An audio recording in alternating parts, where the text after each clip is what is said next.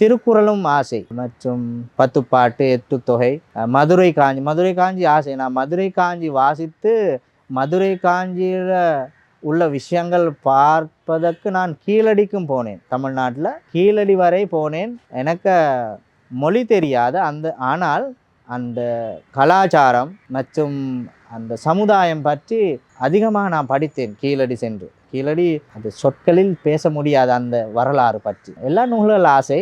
மதுரை காஞ்சி மணிமேகலை தான் எனக்கு ஆசை இருக்குது. ஆனால் நான் மரியாதை செய்கிற நூல் நீங்கள் எல்லாம் மாதிரி திருக்குறள் தான். வினை வழியும் தன் வழியும் மாற்றான் வழியும் துணை வழியும் தூக்கிச் செயல். அதைவிட நான் விருப்பமான ஒரு பாடல் அதில் இருக்கு.